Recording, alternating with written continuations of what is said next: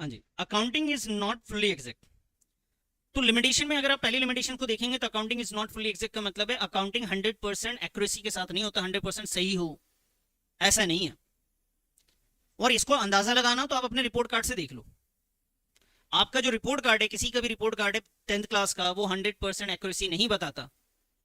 मतलब सर देखो, ये तो बिल्कुल क्लियर है कि जो रिपोर्ट कार्ड में रिजल्ट्स दिए गए हैं, जो नंबर्स दिए गए हैं, वो किसी ना किसी एविडेंस के बेसिस पे है।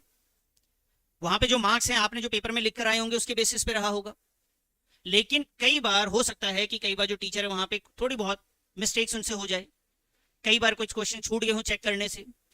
ऐसा भी पॉसिबल है कि टोटल करने में कोई गलती रही, छोटे मोटे एरर भी हो सकते हैं।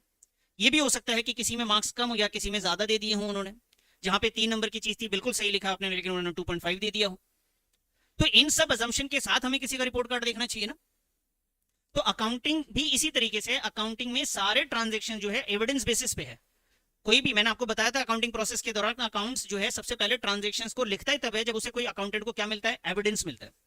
एक अकाउंटेंट कभी भी किसी बात को बगैर एविडेंस के नहीं लिख सकता। तो एविडेंस के बेसिस पे सब कुछ है, उसके बावजूद भी अकाउंटिंग में कुछ चीजें बिना एविडेंस के बेसिस पे है।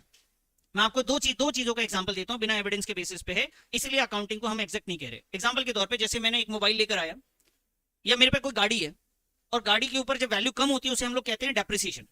ठीक है जी, अब कितनी वैल्यू कम होगी आप बताना है, आपको बताना है। तो बेटा उसके लिए ना, गाड़ी की कितनी वैल्यू कम होगी उसके लिए ना हमें उसका ना लाइफ एस्टिमेट करना होता है। क्या एस्टिमेट करना होता है? लाइफ, ये गाड़ी कितने साल चलेगी। एक एग्जांपल देता हूं मैं आपको, मान लीजिए 20 लाख की गाड़ी खरीदी और दुकानदार ने कहा, ये कंपनी ने कहा कि भाई साहब ये 5 साल चलेगा। बेटा इधर ध्यान दो, पहले गाड़ी कितने साल चलेगी? 5 साल चलेगी। तो एक बात बताओ, जो आपने 20 लाख रुपए गाड़ी में लगाए हैं वो अगले 5 साल में छू हो जाएंगे, जीरो हो जाएगा। तो हर साल इसकी कितनी वैल्यू गिर रही होगी बोलो? ऑन एन एवरेज 4 लाख रुपए गिर रही होगी। लेकिन बताइए 5 साल आपने माना, किसी से मैं पूछूं वो कह रहा नहीं नहीं गाड़ी तो यार 8 साल चलेगी, कोई कह रहा नहीं नहीं ये गाड़ी तो 20 लाख की है ना तो 10 साल तक चलेगी। तो बेटा ये जो कितने साल तक चलेगी, क्या इसके बारे में कोई एग्जैक्ट प्रूफ है आपके पास? आप क्या करोगे, सिर्फ अंदाजा ही तो लगाओगे। तो अकाउंटिंग में ऐसे बहुत बार अंदाजे के साथ चीजों को भी रिकॉर्ड किया जाता है। तो डेप्रिसिएशन जो है ना बेटा, कोई एग्जैक्ट वैल्यू नहीं है। डेप्रिसिएशन एक अंदाजे से कैलकुलेट किया गया वैल्यू है। तो इसलिए हमने अकाउंटिंग को कहा accounting is not fully exact. ये बात समझ में आई? जबकि अकाउंटिंग में सारे ट्रांजैक्शन एविडेंस के बेसिस पे लिखे जा रहे हैं, उसके बावजूद भी accounting is not fully exact. और भी ऐसी बहुत सारी चीजें, जैसे मैंने आपको एक थोड़ी देर पहले पढ़ाया भी हो कभी, और नहीं पढ़ाया तो आप ध्यान से सुने, कि कोई भी सामान आपके शॉप में पड़ा हुआ है, कोई भी स्टॉक आपके शॉप में है, तो बेटा उसकी दो वैल्यू देखी जाती है, एक होता है मार्केट वैल्यू और एक होता है कॉस्ट प्राइस। जिस वैल्यू पे आप खरीद के लाए और एक होता है मार्केट वैल्यू। और हमें इन दोनों में से जो कम वाली वैल्यू होती है उस पर अपने स्टॉक को लिखना होता है। मार्केट वैल्यू और cost price which ever is lower. कौन सी वैल्यू पे लिखना होता है सर? मार्केट वैल्यू और कॉस्ट प्राइस में विच एवर इज। तो बताइए कॉस्ट प्राइस का मतलब होता है जितने में आप खरीद के लाए हो। क्या मार्केट वैल्यू आप कैसे पता लगाओगे भाई? अंदाजा ही तो लगाओगे कि मार्केट का वैल्यू क्या है, कोई एग्जैक्ट वैल्यू उसकी नहीं है। तो बेटा ये मार्केट वैल्यू भी एक तरीके का क्या है, एस्टिमेशन है। आपने एस्टिमेट किया, आपने अंदाजा लगाया। तो अकाउंटिंग में बहुत सारे जो डाटा आप देख रहे हैं किसी भी कंपनी का, तो आपको ये बताया जा रहा है कि ध्यान रखो कि ये जो डाटा आप देख रहे हो उसमें कुछ इशू हैं।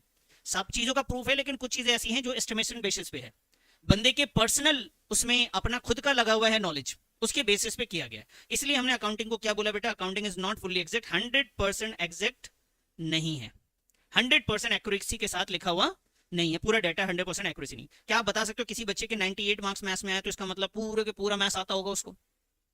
वो इत्तेफाक है कि भैया उतना पेपर आया और उतना आता था उसको। एग्जाम में तो 25 से 30 क्वेश्चन आते हैं, वो आता है, यही जरूरी है उसके लिए वहां पे। तो बेटा क्या हुआ, accounting is not fully exact even though transactions are recorded on the basis of evidence. जबकि ट्रांजेक्शंस को लिखा जाता है एविडेंस के बेसिस पे, उसके बावजूद भी अकाउंटिंग फुल्ली एग्जैक्ट नहीं है। येट सम एस्टिमेटर्स, क्योंकि हम कुछ क्या करते हैं बेटा उसमें, estimates are also needed to calculate the profit और लॉस। प्रॉफिट लॉस को निकालने के लिए हम कुछ एस्टिमेटेड वैल्यूज भी लेते हैं।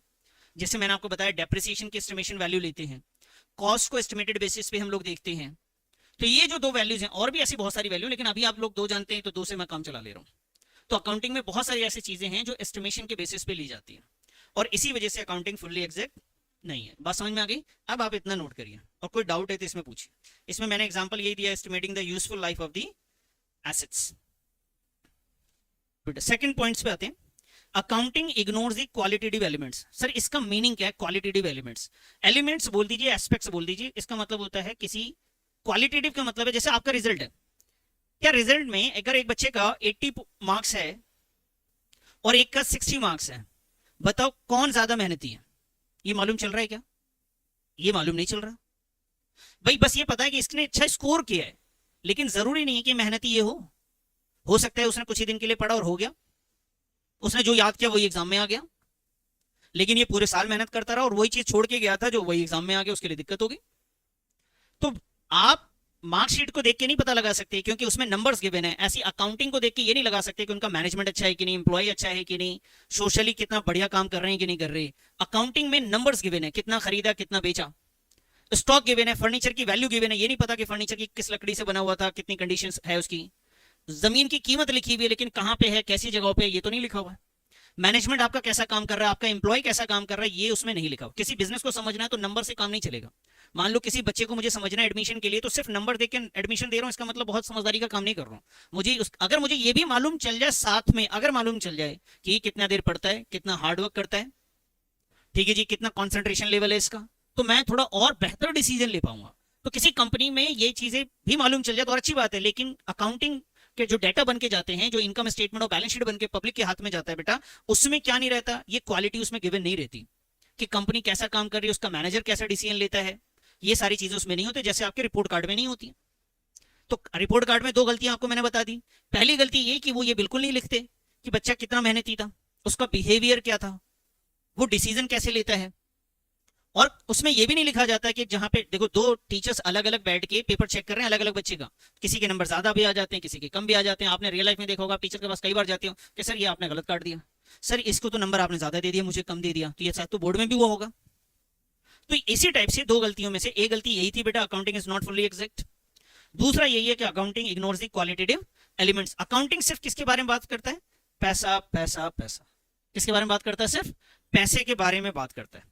ये हमेशा क्वालिटी के बारे में इग्नोर करता है।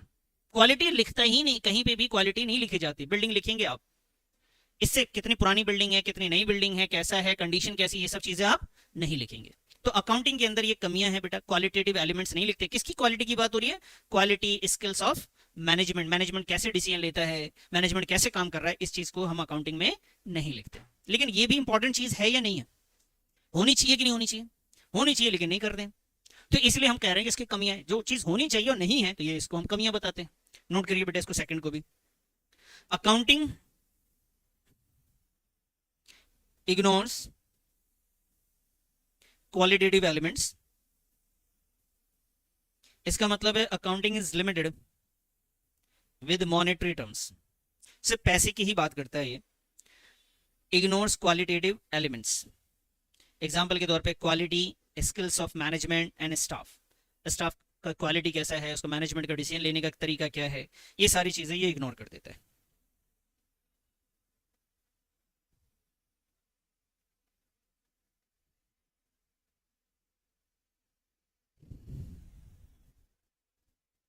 तीसरे पे आइए और ध्यान से समझिएगा। अकाउंटिंग इग्नोर्स, पहले समझ लीजिए फिर लिखिएगा, तो आप जब लिखेंगे तो आपको उस वक्त समझ में आ रहा होगा। Accounting ignores the effect of price level changes. Accounting की एक और प्रॉब्लम है, वही रिपोर्ट कार्ड की भी वही प्रॉब्लम है आपके। अब मान लीजिए मेरा जो है ना बोर्ड में 12th में, मान लेते हैं कि मेरे पे ना 60 मार्क्स आए अकाउंट्स में। क्या आज भी मैं 60 मार्क्स वाला हूं? नहीं हूं। लेकिन क्या मैं अपने रिजल्ट को जाके चेंज कर सकता हूं? आज कोई रिजल्ट मांगेगा तो वो यही देखना चाहेगा कि कैसा हूं मैं, हाँ या ना? लेकिन बेटा इधर आज अगर कोई रिजल्ट मांगेगा तो उसमें क्या देखना चाहता है कि कैसा है अकाउंट्स में, यही देखना चाहता है। तो मैं आज जो हूं, क्या मैं पहले 12 साल पहले 15 साल पहले भी ऐसी था? बिल्कुल ऐसे नहीं रहूंगा। तो क्या मैं अपने रिजल्ट को चेंज कर सकता हूं जाके? नहीं कर सकते। मान लीजिए आपने ना मैथ्स आपकी खराब थी, लेकिन आप बाद में जाके मैथ्स के टीचर ही बन गए। तो जब खराब थी तब का रिपोर्ट अलग है, लेकिन आज के डेट में अलग रिपोर्ट है। अब जैसे ब्लड टेस्ट वगैरह होता है तो डॉक्टर क्या करते हैं ना, आपका पुराना रिपोर्ट नहीं लेते, वो कहते हैं कि नया दिखाओ। लेकिन जो हमारे साथ क्या होता है, पढ़ाई लिखाई में क्या होता है, हमारा आज का रिजल्ट नहीं लेता कोई, क्या लेते हैं? पुराना दिखाओ, 10वीं का दिखाओ, 12वीं का दिखाओ, ग्रेजुएशन का दिखाओ। जॉब लेने आप बुढ़ापे में भी जाओ, मांगेगा 10वीं 12वीं का ही। क्या जरूरत है भाई उसको मांगने की आपको? वो उसमें कमियां हैं, क्या कमियां हैं वो आज की बात बता ही नहीं रहे। ऐसे ही फाइनेंशियल डाटा भी, बिजनेस का जो फाइनेंशियल रिपोर्ट्स है, मैं पिछले साल का रिपोर्ट देख के देख रहा हूँ कंपनी तो बहुत अच्छी है, पिछले साल की, आज ऐसा काम कर रही हो जरूरी है क्या? पिछले उन्होंने बिल्डिंग 20 साल पहले खरीदा था 20 लाख रुपए का, आज भी हिसाब में कितना लिखा हुआ है बताओ, बोलो 20 लाख रुपए लिखा हुआ है, क्या बिल्डिंग आज भी 20 लाख रुपए की होगी? आज तो वैल्यू बढ़ गई होगी। तो अकाउंटिंग की ये प्रॉब्लम है कि ये ना प्राइस लेवल चेंजेस को जानते ही नहीं है, कहता है जो एक बार जो आपने लिख दिया वो ही लिख दिया बस, कल को इसकी वैल्यू बढ़ जाए घट जाए हमें कोई मतलब नहीं, उसका उतना ही लिखा रहेगा। तो ये कमी है या नहीं है? लग रही है कमी आपको ये? या वैसी रहना चाहिए, बिल्डिंग आपने 10 लाख की खरीदी, जमीन आपने 20 लाख की खरीदी, तो वो बिल्डिंग 20 लाख 10 लाख की जमीन जो है आपको सालों साल तक दिखता रहे आपके हिसाब में, क्या उतना ही है वो? एक्चुअल में उसकी वैल्यू क्या हो चुकी है? बढ़ गई है। लेकिन आज जो है वो वैल्यू दिखाई नहीं रहा, क्योंकि सारी वैल्यू किस पे रिकॉर्ड करता है, सारा हिसाब किताब पुरानी वैल्यू पे, उसे कहते हैं हिस्टोरिकल वैल्यू पे दिखाता है अकाउंटिंग। अकाउंटिंग सारा डाटा कौन सी वैल्यू पे दिखाता है बेटा? हिस्टोरिकल वैल्यू पे। तो देखो ध्यान से सुनना मेरी बात को, पहले फिर लिखना बेटा, ध्यान दीजिएगा इधर। देखिए बेटा यहाँ लिखा हुआ accounting statements, accounting report card, statements मतलब यहाँ पे आप समझ लीजिए report card, are prepared at historical cost. इसमें जो भी चीजें लिखी गई हैं स्टेटमेंट्स के अंदर हिस्टोरिकल कॉस्ट पे है, मतलब पुरानी वैल्यू पे, जिस वैल्यू पे आपने खरीदा था किसी चीज को उसी वैल्यू पे दिख रही है। जबकि value of money changes over the period of time, जबकि पैसे की वैल्यू तो धीरे धीरे बढ़ रही होती है, घट भी रही होती है किसी चीजों की। Accounting assume the money value remain stable, accounting क्या मान के चलता है, मनी की वैल्यू सेम टू सेम ही रहेगी हर साल। तो ये तो प्रॉब्लम है सर अकाउंटिंग की, ये तो किसी भी डेटा की प्रॉब्लम है। बिल्कुल मैंने आपको जैसे समझाया, आपके जैसे रिपोर्ट कार्ड में हो रहा है वही काम होना है। आप फर्स्ट क्लास की इंग्लिश किसी को उठा के देख लो तो 97 मार्क्स आए होंगे, 10th में उठा के देख लो तो किसी का 80 आ गया होगा। तो आपको कोई बच्चा कह रहा है रिजल्ट बताओ, हमने पहली क्लास की बता दी, मैंने पहली क्लास का देख रिजल्ट कितना अच्छा था, आज का होना चाहिए था ना। तो रिपोर्ट कार्ड हमेशा जो बताया जा रहा है वो पास्ट बताया जा रहा होता है। तो अकाउंटिंग भी सारी बातें किसके बारे में करता है, पास्ट के बारे में बात कर रहा होता है। तो ये इसकी प्रॉब्लम है बेटा। इसी की वजह से अकाउंटिंग की जितनी भी इंफॉर्मेशन आपको दिख रहा है, जो भी डाटा आपको दिख रहा है, वो हमेशा सही नहीं दिखेगा, वो सही औकात नहीं बता सकता कंपनी की, क्यों? पुरानी बातें उसमें लिखी हुई हैं सारी की सारी, नई चीज हो तो मानी भी जाए उसमें। तो ये तीसरी कमी है। पहली कमी के बारे में हमने क्या बोला बेटा, नॉट फुल्ली एग्जैक्ट, क्योंकि इसमें कुछ एस्टिमेशन बेसिस पे भी कुछ चीजें लिखनी पड़ती है जिसका कोई प्रूफ नहीं है।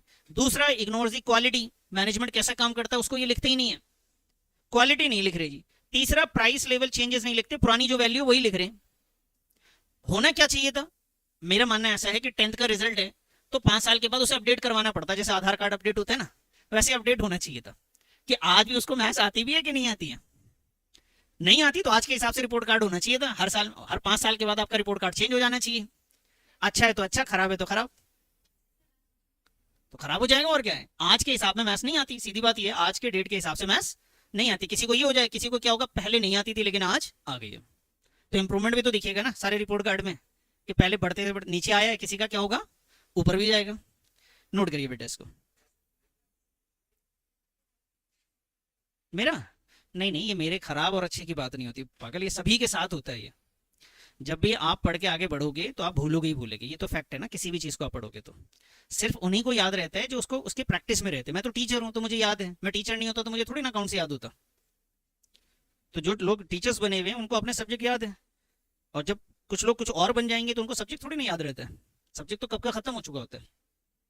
तुम्हें तो 8वीं क्लास के हिस्ट्री के चैप्टर भी याद नहीं होंगे, मार्क्स कैसे आए वो मैटर ही नहीं करता, चैप्टर तक। कई बच्चों को तो ये भी याद नहीं रहता, ग्रेजुएशन के बच्चों से आप मिलोगे ना, घर में कोई पढ़ा लिखा हो ग्रेजुएशन में, पूछना उनके पास सब्जेक्ट कौन कौन सा था, बस इतना ही पूछ लेना, आपको नाम बता ही नहीं सकते वो। 3 साल ग्रेजुएशन में दिया होगा, उनसे पूछना फर्स्ट ईयर के सब्जेक्ट बताना, चैप्टर छोड़ दो, सिर्फ सब्जेक्ट के नाम पूछ लेना, वो सब्जेक्ट के नाम नहीं बता सकते। अब आइए एक सबसे इंपॉर्टेंट जो कई बार ना अकेला ही पूछ लेते हैं इसको, वर्ड अकाउंटिंग में लीड टू विंडो ड्रेसिंग। तो आपके एग्जाम में कई बार ऐसे आता है क्वेश्चन, ध्यान से समझिएगा, सिर्फ इतना पूछ लेंगे what is window dressing in accounting. ये 12th में भी आ जाता है, अकाउंटिंग में लीड टू विंडो ड्रेसिंग। पहले आप समझिए विंडो ड्रेसिंग कहते हैं किसे। देखिए विंडो ड्रेसिंग का मतलब है कि जो भी आपके हालात है ना उससे बेहतर अपने आप को दिखाना, इसी को कहा जाता है। या फिर आप ऐसा समझ लीजिए कि कुछ चीजें आप छुपाना चाहते हैं, अच्छा भी हो सकता है तो आप खराब बताना चाह रहे हैं, क्यों उस टाइम आपको लगता है कि खराब बताना ज्यादा अच्छा है। जैसे किसी दोस्त ने आपसे पैसे मांग लिए, थोड़ी देर पहले तो आप बहुत चिल्ला रहे थे मेरे पे बहुत पैसे हैं, दोस्त ने बोला पैसे चाहिए, कह रहे कहाँ है यार, मेरे थोड़ी ना है किसी और के। तो आपने अपने हालात को फटाक से चेंज कर दिया बुरे वक्त में, अपने हिसाब से देख लिया। घर में देखो, आपके घर में जब मेहमान आते हैं तो आप क्या करते हैं, जो हालात रहता है वही दिखाते क्या उनको, प्लेटें नई निकल जाती हैं, कप्स अलग हो गए, बिल्कुल नए नए निकल रहे हैं, घर में पेंट वेंट भी स्टार्ट हो जाता है, साफ सफाई भी होता है, बच्चे भी नहा धो के तैयार। जो मेहमान आ रहे हो अपने बच्चों को घर में जाके सुनाते थे कि उनका घर कितना साफ था, उनको नहीं पता कि वो सिर्फ दिखाने के लिए किया गया था। उनके बच्चे कितने साफ सुथरे थे, कोई बदतमीजी नहीं कर रहा था। आपको बता दिया जाता है कोई कुछ दे तो लेना नहीं बेटा। तो ये सारी चीजें जो आप एक्चुअल में हैं उसको छुपाने के लिए ही तो करी जा रही है, सारी चीजें इसीलिए हमने करी है। ऐसी कंपनी को भी पता है उसका रिपोर्ट कार्ड कब बनने वाला है, 31 मार्च में बनता है बेटा। और रिपोर्ट कार्ड बनाएगा कौन, वही अकाउंटेंट जो उसके ऑफिस में बैठा हुआ है। और उसे पता है कि जब रिपोर्ट कार्ड बन के पब्लिक के हाथ में जाएगा तो उसी के हिसाब से वो इन्वेस्ट करेंगे, उसी के हिसाब से मुझे लोन मिलेगा, जिसने पैसे लगाए हैं उसी के हिसाब से चलेगा। इनकम टैक्स वाला टैक्स भी मांगेगा उसी हिसाब से जितना आपने कमाया है। तो जब मुझे टैक्स छुपाना होगा तो मैं अपनी इनकम कम करके दिखाऊंगा, मुझे कर्ज लेना होगा तो मैं अपने आप को ज्यादा करके दिखाऊंगा। मान लीजिए किसी से पैसे मांगने हैं, किसी दोस्तों के सामने फेंक भी देते हो लंबी लंबी कई बार, और कई बार अपने आप को कम भी कर लेते हो। इसी को हम लोग क्या कहते हैं, विंडो ड्रेसिंग कहते हैं। अपनी जो एक्चुअल पोजीशन है उसको छुपा के बताना। और कई बार आपने देखो घर में तो सभी के साथ सिचुएशन ऐसे कि मेहमान आ जाते हैं तो कई बार अपने सामान खराब लगते हैं, पड़ोसी से मांग लेते हैं, मतलब कोई जानने वाले हैं घर में, कोई ऊपर रहते हैं, खाला पोपी नानी, या तो घर में कोई ऐसा भी मेहमान इतने इंपॉर्टेंट आ जाते हैं कि खाना बनाने के लिए भी किसी और को बुला लेते हैं कि आइए ना मिलकर बनाते हैं। इतना भी हो जाता है। क्यों भाई ऐसा क्यों कर रहे हैं हम? अच्छा, खाने वाले को तो पता ही नहीं है बात, उसको तो लग रहा है इस घर में कितना बढ़िया खाना बनता है, उसको ये लग रहा है। तो बेटा ये क्या चीज है, विंडो ड्रेसिंग। तो कंपनी भी विंडो ड्रेसिंग क्या करती है, कभी प्रॉफिट ज्यादा दिखा देती है, कभी इनकम बढ़ा के दिखाती है, कभी इनकम को कम करके दिखाती है, अपने एसेट्स की वैल्यू बढ़ा देती है, अपने एसेट्स की वैल्यू भी घटाया जा सकता है। सब कुछ तो उसी के हाथ में, उसी का अकाउंटेंट, उसी का सब कुछ है। तो वो लोग वैसे ही करेंगे ना। अभी कुछ दिन पहले जब स्कूल में बोर्ड हो रहा था, जब बच्चे स्कूल में ही बोर्ड दे रहे थे, होम बोर्ड वाले, तो इसको स्कूल वाले फ्री के नंबर भी बांट रहे थे, इसलिए कि उनकी स्कूल की इज्जत बनी रहे। तो बेटा इसी को कहते हैं विंडो ड्रेसिंग। क्या है इसमें, पढ़ने से पहले समझ लें, लिखने से पहले। Window dressing means changing the financial records, जो भी आपके पास रिकॉर्ड है, हिसाब किताब है, to make a company look better than it really is. Company के जो हालात हैं उससे बेहतर दिखाने के चक्कर में आप जो चेंजेस लाते हैं उसे क्या कहते हैं हम लोग, विंडो ड्रेसिंग। लेकिन विंडो ड्रेसिंग में कई बार आप हालात को थोड़ा बहुत खराब भी करते हो जब ऐसा लगता है। ये कोई रिश्तेदार अब्बू से पैसे मांग ले तो बोल रहे कहाँ है, और घर में बैठ के बातें चल रही होती है, कौन सा प्लॉट ले ले, कौन सा बिल्डिंग ले ले। तो विंडो ड्रेसिंग से क्या होता है बेटा, आपका जो रेवेन्यू उसमें मैनिपुलेशंस होता है, आपकी कमाई को बढ़ाया और घटाया जा सकता है दिखाने के लिए। Over valuation of assets, assets की वैल्यू बढ़ाई जा सकती है और घटाई जा सकती है। या एक्सपेंसेस में कोई चेंजेस किए जा सकते हैं, कुछ खर्चे लिखे ही ना जाए उसके अंदर, कुछ खर्चे लिख दिए जाएं। खर्चे जितना ज्यादा लिखेंगे आपकी इनकम कम आएगी, इनकम कम आएगा तो प्रॉफिट कम जाएगा, प्रॉफिट कम होगा तो टैक्स कम होगा। तो ये मैनिपुलेशंस करती हैं कंपनियां, इनकम टैक्स बचाने के चक्कर में मैनिपुलेशंस करती है। और कई बार अपनी कंपनी को, मान लो मुझे किसी को बेचना है, तो बताइए मैं क्या करूंगा, अपनी कंपनी के हालात खराब दिखाऊंगा या अच्छा दिखाऊंगा? अच्छा दिखा के किसी को बेचूंगा ना, तो ये तो मेरे हाथ में है ना। तो विंडो ड्रेसिंग का मतलब समझ गए आप? चलिए नोट करिए फटाफट, और ये चारों पॉइंट्स को आप याद कर लीजिए। उसके बाद नेक्स्ट थ्योरी पे चलता हूं, पहले मैं वो चारों चीजें सुनूंगा आपसे, उसके बाद मैं आगे बढ़ूंगा। ये जो लिमिटेशंस है ना, लोग ना विंडो ड्रेसिंग जब करते हैं इसीलिए चार्टर्ड अकाउंटेंट पे ज्यादा बिलीव किया जाता है। इनकम टैक्स क्या कहता है कि देखो आपके अकाउंटेंट ने आपका रिपोर्ट कार्ड बनाया, आप बना लो, ठीक है, आपने टैक्स निकाल के दिया, हमने रख भी लिया, वो आप पे बिलीव करती है कि आपकी कंपनी, आप टैक्स निकालो, हम रख लेंगे, कोई मसला नहीं। लेकिन एक बार ना ये जो रिपोर्ट आपने बनाया ना, इस पे ना आपको सीए से ऑडिट करवा के आओ। सीए से ऑडिट मतलब सीए ने सारा हिसाब किताब चेक करेगा, वो देखेगा आपका प्रॉफिट लॉस सही आया है कि नहीं आया, सब कुछ ठीक है, सबका एविडेंस है, उसके बाद जाके ही इनकम टैक्स मानता है। तो इनकम टैक्स मानते ही तब है जब कौन चेक करके किससे गुजर गया पेपर, सीए से। दूसरी चीज, जब आप किसी से लोन लेने जाएंगे तो हो सकता है आपने अपने फाइनेंशियल पोजीशन में चेंज किया हो। जब आप किसी को बेचने जाएंगे तो आप अपने फाइनेंशियल पोजीशन को चेंज करते हो। आप किसी इन्वेस्टर्स के पास जाएंगे पैसे लेने के लिए तो हो सकता है आपने चेंज करा हो, कुछ गड़बड़ किया हो। तो ये सब लोग, सबको पता है कि कुछ गड़बड़ हो सकता है। तो सब ने क्या बोला है, पहले किसके से गुजरेगा, सीए इसका ऑडिट करेगा, उसके बाद ही हम मानेंगे, वरना नहीं मानेंगे। तो सारा का सारा ब्लेम कहां पे जा सकता है, तो सीए इसकी फीस लेता है आपसे। अगर कुछ करना होगा तो देखेगा सीए, वरना तो वो मना करता है कि भाई साहब नहीं, मुझे प्रूफ दो तभी जाके मैं चेक करूंगा सारी चीजें। तो सीए के पास ये सारे काम होते हैं। तो ऐसा नहीं कि हर जगह ऐसा होता है, लेकिन ये चांसेस हैं कि ये पॉसिबिलिटीज हैं उसके अंदर। सीए भी तो नहीं गई है ना, कोई अलग से थोड़ी ना आएगा बाहर से। तो आपका जैसे रिजल्ट है, अब आप मान लो कि कोई फोटोकॉपी बना के, प्रिंट बना के लेके आ जाओ किसी के पास, वो मान लेंगे क्या? वो बोलेंगे नहीं, मुझे ना सीबीएसई का बोर्ड चाहिए, मुझे या तो बिहार बोर्ड चाहिए, या आपका कोई भी स्टेट बोर्ड हो, या जामिया का बोर्ड। ऐसा नहीं कि आपने किसी भी नाम से बना लिया, मैं बोर्ड का रिजल्ट देना स्टार्ट कर दूं, जफर अकेडमी देने लग गया, तो मानेगा थोड़ी ना, कोई नहीं मानने वाला। उसको पता है कि यहाँ पे मैनिपुलेशन हुआ होगा कुछ ना कुछ। पहला हमारे पास क्या था बेटा, not fully exact. Not fully exact को आप याद कर सकते हैं कि 100% एक्यूरेसी के साथ नहीं होता है, ये 100% सही नहीं होता। आंख बंद करके डाटा को नहीं मानना चाहिए हमेशा कि बिल्कुल देख लिया कि नहीं इसका ज्यादा अच्छा है तो यही अच्छा होगा, ऐसा नहीं। इसलिए पहले कुछ कॉलेजेस क्या करते थे, मार्क्स के बेसिस पे एडमिशन लेते थे। कुछ लोग मार्क्स के बेसिस पे नहीं लेते थे, वो टेस्ट अलग से करवाते थे कि मार्क्स जैसा है आप टेस्ट दीजिए, आप सीयूटी आ गया इसी चक्कर में। और कुछ लोग इसके बाद भी, जैसे आईएम वगैरह में जाएंगे आप, तो वहां क्या होता है कि आपको उनका एग्जाम तो देना है आईपी मैट, वो सीयूटी भी नहीं लेते, वो लेते सीधा आईपी मैट। आपको ये देना है, उसके बाद आपको इंटरव्यू भी देना है, वो मिलके भी देखेंगे आपसे, उसके बाद ग्रुप डिस्कशन भी करवाएंगे, उसके बाद डिसाइड करेंगे इसमें से अच्छा कौन है। ये नहीं कि आप रिजल्ट लेके जाओ, बोलो जी मेरा ये रिजल्ट है। अब सीबीएसई बोर्ड थोड़ा सा एवरेज बोर्ड है, आईसीएसई बोर्ड थोड़ा सा डिफिकल्ट हो जाता है, बिहार बोर्ड उससे इजी बोर्ड हो जाता है। तो अब बंदा जाके बिहार बोर्ड वाला ज्यादा मार्क्स लाके दिखा दे रहा है कि देखो मेरा तो अच्छा हूं, मैं उससे अच्छा।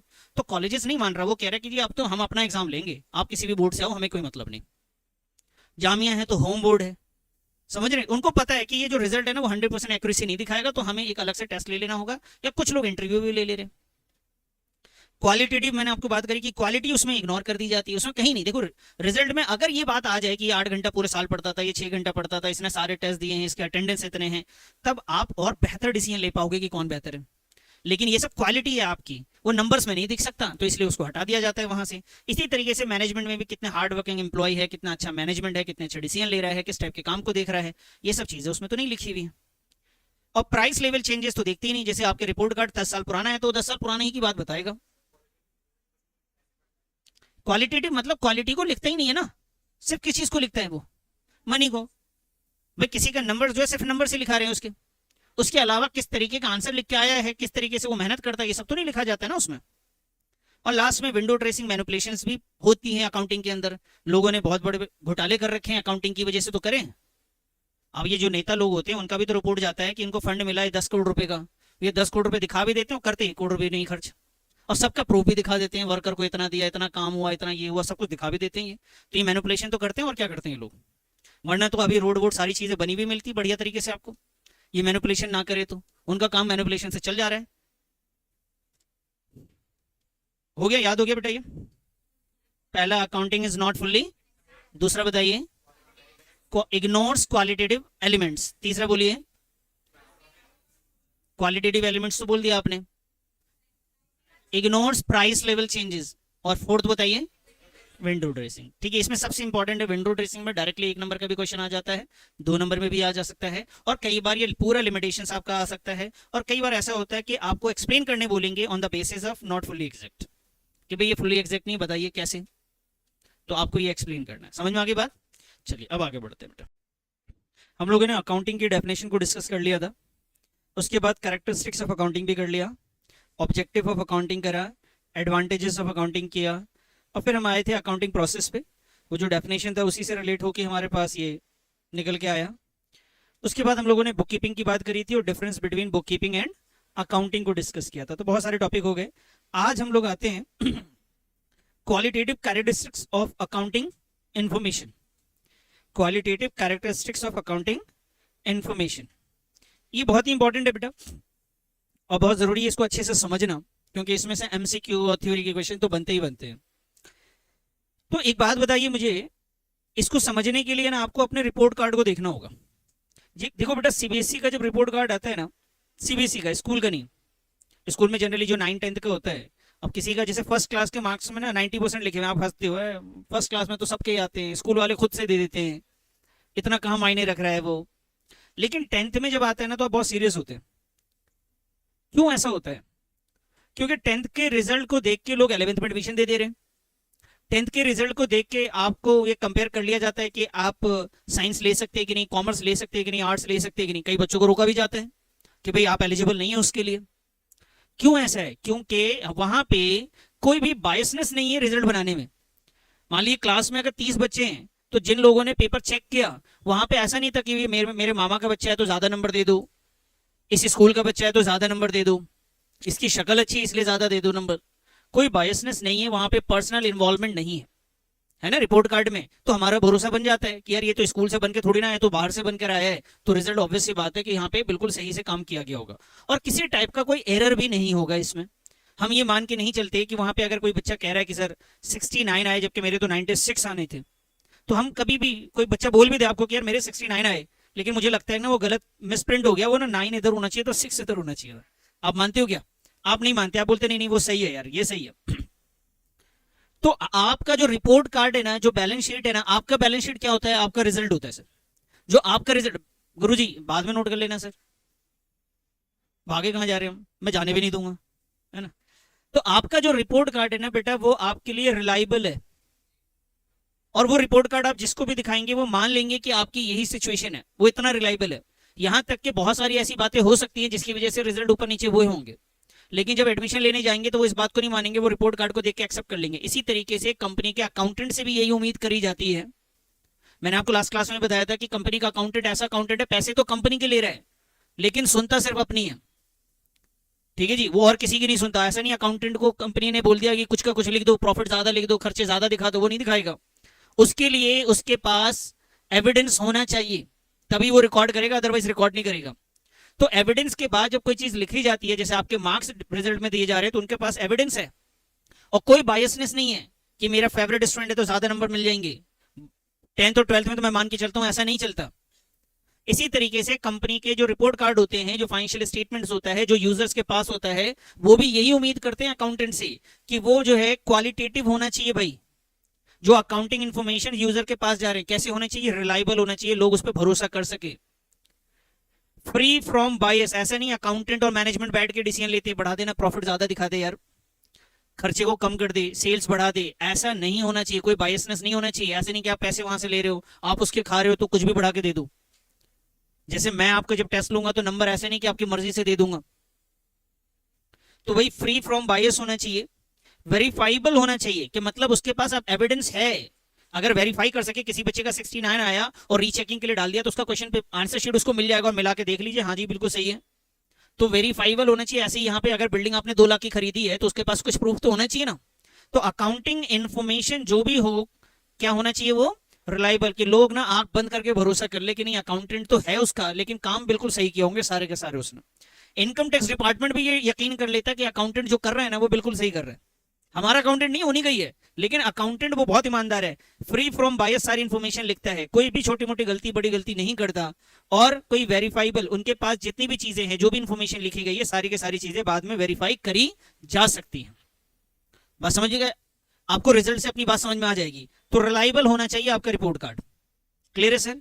दूसरा क्या होना चाहिए? रेलेवेंस होना चाहिए। सर रेलेवेंस का मतलब, मान लो आपका एक रिपोर्ट कार्ड बनाया किसी ने, स्कूल में रिपोर्ट कार्ड बना, भाई ऐसे देखो, मैथ्स का है, उसमें लिखा हुआ question number 1, question number 2, question number 3, question number 4, question number 5, ऐसे करके 10th में कितने क्वेश्चन आए थे बेटा? याद है? काफी तो मुझे भी पता है यार, काफी आते हैं। 39, और सबके आगे नंबर लिखे हुए हैं कि आपके इसमें 2 आए, 1 आए, 5 आए। ऐसा कोई रिपोर्ट कार्ड बनाया हुआ है तो बहुत अच्छा, लेकिन यार ये क्या रेलेवेंट है रिपोर्ट कार्ड में ये सब होना? लोग क्या देखना चाह रहे हैं? बस लोग ये देखना चाह रहे हैं कि मैथ्स में 100 में से कितने आए हैं। ज्यादा कम हो गया? अच्छा लो, अब ठीक है जी, कितने आए हैं वो ये देखना चाहते हैं, समझिए मेरी बात को। तो आप यहाँ पे वो इन्फॉर्मेशन मत डालिए जो यूजलेस है, जिनको कोई मतलब ही नहीं है। आप कुछ का कुछ बैलेंस शीट में लिखे जा रहे हैं। आप प्रॉफिट लॉस, आपको इनकम टैक्स बोल रहा प्रॉफिट लॉस बताओ, तो आप बता रहे हो जनवरी 1 तारीख को बिल्डिंग खरीदी गई थी, ये भी बता दूं मैं? अरे ये नहीं जानना चाहता यार, वो बस ये जानना चाहता बिल्डिंग कितनी है, मशीन कितना है, फर्नीचर कितना है, कैश कितना बच रहा है, बैंक कितना है, प्रॉफिट कितना हुआ है। एट द एंड रिपोर्ट लेना चाह रहे हैं। अब आप मान लीजिए कि उसी रिपोर्ट कार्ड में, आपके स्कूल के रिपोर्ट कार्ड में, वो पूरे साल की अटेंडेंस भी चिपका दे साथ में, वो भी लिख दे, तो बताओ रिपोर्ट कार्ड की हालत पता है क्या? ऐसी हो जाएगी इतनी बड़ी सी। तो यार ऐसे ही अकाउंटिंग इंफॉर्मेशन है, जब यूजर्स के हाथ में जाए तो वो क्या होना चाहिए सर? रेलेवेंस होना चाहिए।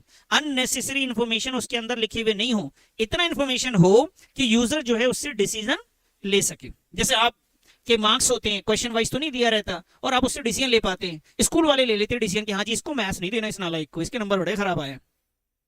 कुछ लोग ये डिसीजन ले लेते हैं कि इसको साइंस नहीं देना है। तो रेलेवेंस होना चाहिए वो रिपोर्ट कार्ड, समझ गए?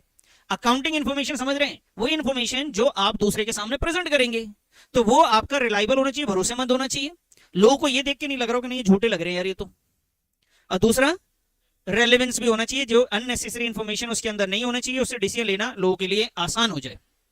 तीसरी बात क्या है सर? अंडरस्टैंडेबिलिटी उसकी होनी चाहिए, उसका प्रेजेंटेशन इस तरीके से हो कि आसानी से लोग समझ जाए। अब आप देखो 10th का रिजल्ट, कोई बंदा डीपीएस में पढ़ रहा हो, या देव समाज में पढ़ रहा हो, या मॉडर्न में पढ़ रहा हो, या कोई गवर्नमेंट स्कूल में पढ़ रहा हो, सबके रिजल्ट एक जैसे दिखेंगे आपको। उसके कितने मार्क्स उसने ऑब्टेन किया है और कितना मैक्सिमम मार्क्स था, और यहाँ पे सब्जेक्ट के नाम होंगे। जिनके घर में लोग पढ़े लिखे नहीं है वो भी समझ जाते हैं क्या हालात है इसके, जिनके घर में पढ़े लिखे वो भी समझ रहे हैं, जिन्होंने साइंस लिया था वो भी समझ रहे हैं, आर्ट्स लिया वो भी समझ रहे हैं। तो ऐसे ही अकाउंटिंग इन्फॉर्मेशन भी आपका उनके हाथ में जाएगा जो मैनेजमेंट है। मैनेजमेंट में हो सकता है वो आईटी करके बैठा हुआ वो बंदा, उनके हाथ में जाएगा जिन्होंने आपको लोन दे रखा है, उनको भी चीजें समझ में आनी चाहिए। इनकम टैक्स डिपार्टमेंट में हो सकता है यूपीएससी क्लियर करके आया हो कोई बंदा बैठा हुआ वहां पे, सबने कॉमर्स थोड़ी ना पढ़ा होगा, तो उनको चीजें समझ में आए। प्रेजेंटेशन आपका ऐसा होना चाहिए, इसी को हमने कहा अंडरस्टैंडेबिलिटी होनी चाहिए, आसानी से लोगों को समझ में आ जाए वो प्रेजेंटेशन, बिल्कुल आपके रिपोर्ट कार्ड की तरह सभी को समझ में आ जाता है। सर एक बार मान लो किसी को नहीं भी आया, फर्स्ट टाइम एक बार देख लेगा ना एक बच्चे का ना, तो दूसरे का रिपोर्ट कार्ड देख के वो यूं समझ जाएगा क्या हालात है इसके, कंपैरिजन करना वगैरह आसान हो जाता है। उसके बाद आइए ऐसा रिपोर्ट कार्ड हो कि कंपैरेबल हो। कैसा होना चाहिए सर? तो आपकी अकाउंटिंग इंफॉर्मेशन भी कैसे होने चाहिए? कंपैरेबल हो। सर कंपैरेबल मतलब हम अपना डाटा अपने आप से तो मैच कर सके। अब मान लीजिए आपके सामने रिजल्ट आता है, लिखा हुआ है मैथ्स, उसके सामने कुछ नहीं, साइंस उसके सामने भी कुछ नहीं, बस टोटल लिख दिया जी, टोटल लिख दिया 350।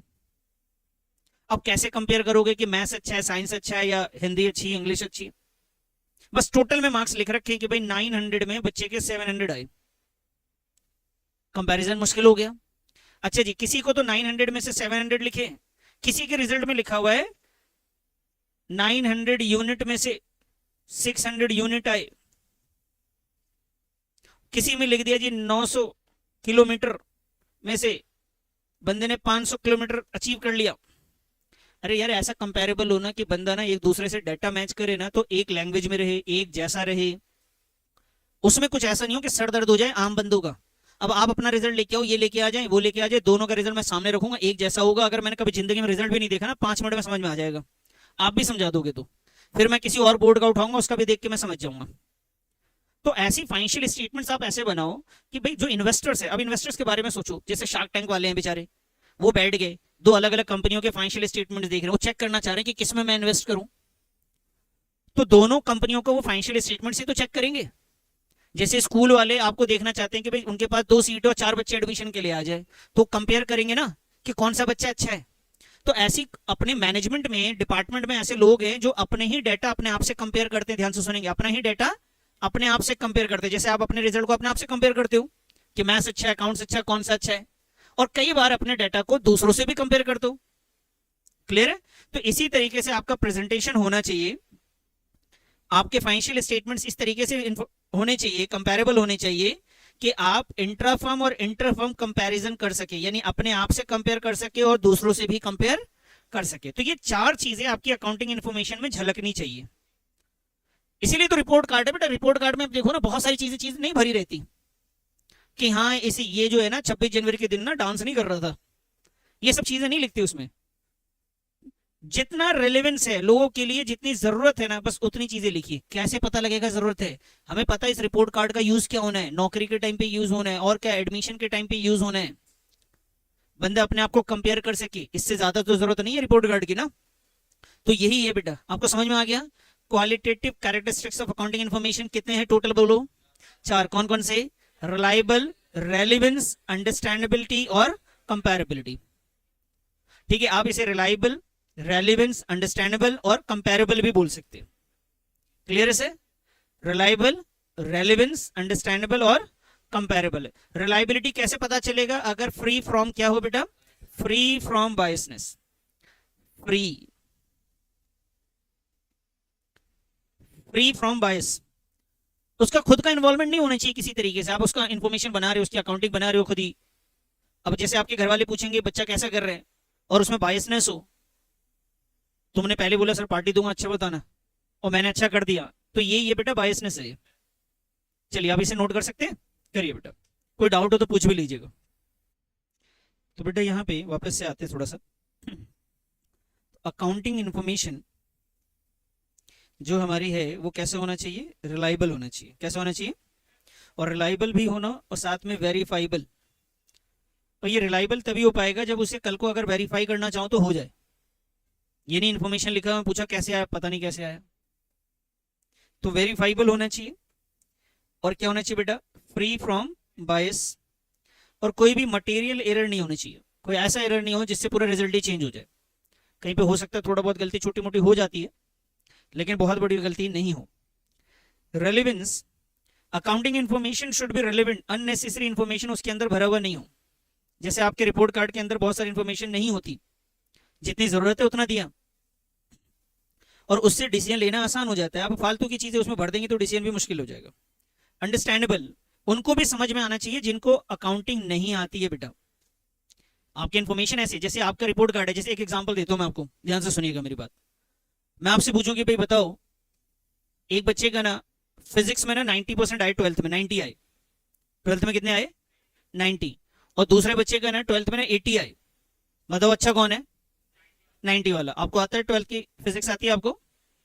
नहीं आती, 11th की नहीं आती, सही बात। लेकिन आपने ये डाटा इस तरीके से प्रेजेंट किया गया था कि 100 में से 80 एक क्या है, 100 में से 90 एक क्या है, तो आपको कंपेयर करने में फटाक से मालूम चल गया। इसी तरीके से बहुत सारी कंपनी में आप इन्वेस्ट करते हैं। अब उस कंपनी में जब इन्वेस्ट कर रहे होते हैं, आप इंजीनियर हो सकते हैं, डॉक्टर हो सकते हैं, आप उनकी इन्फॉर्मेशन को देख के इन्वेस्ट करते हैं। लोग शेयर मार्केट में जब इन्वेस्ट करते हैं तो बेटा वो अकाउंटिंग इन्फॉर्मेशन देखते हैं, और वो इन्फॉर्मेशन देख के ना वो इन्वेस्ट कर देते हैं। उन्होंने कभी उस टाइप के बिजनेस नहीं किए, उन्होंने वो टाटा में जाके देखा भी नहीं कि क्या हो रहा है। सिर्फ लोगों के जो इन्फॉर्मेशन गिवन है उस पर इतना रिलेवेंस है, उनको इतना भरोसा हो गया, रिलायबल है वो, कि नहीं यार ये बिल्कुल सही कर रहे होंगे, उसके हिसाब से हमने दे दिया। और कई बार हमें चीजें समझ में भी आ जाती है। जैसे अभी आपको फिजिक्स की बात समझ में आ गई कि अच्छा कौन है, 2 मिनट में बता सकता हूं, बगैर मिले आप बता रहे हो कि देखो वो अच्छा है। तो डेटा इस तरीके से प्रेजेंट किया गया। लेकिन अगर मैं डेटा को थोड़ा सा चेंज कर दूं तो आपके लिए मुश्किल हो जाता है, वो चीज आइडेंटिफाई नहीं कर पाते आप। तो इस तरीके से अकाउंटिंग इन्फॉर्मेशन हो कि किसी को भी समझ में आ जाए, जैसे आपको अभी समझ में आया था। कंपेरेबल होना जरूरी है। इन्फॉर्मेशन का प्रेजेंटेशन ऐसा हो कि जब वो कंपेयर दूसरी कंपनी से करना चाहे तो वो समझ में आ जाए। आप सीबीएसई में 10th का रिजल्ट किसी से भी कंपेयर करो तो आसान रहेगा मेरे लिए। मान लो एक बच्चे का रिजल्ट जो है डीपीएस में पढ़ रहा है, उसको ग्रेड में दे दिया।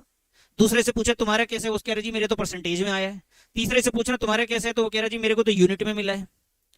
अब मुश्किल हो जाएगा कंपैरिजन। तो इसलिए कंपैरेबल होना चाहिए, और आप भी वैसी करें और दुनिया भी वैसी करेगी तो कंपैरिजन आसान होगा। इससे हम अपने अपने डाटा को भी कंपेयर कर सकते हैं और दूसरे के डाटा को भी कंपेयर कर सकते हैं अपने आप से। तो इसमें कंपैरिजन होता है, ये याद रखेंगे, मोटी मोटी बातें जो मैंने आपको बता दी। क्लियर हो गया सर? ये कोई डाउट है इसमें आपको? चलिए जी आगे बढ़ते हैं आप।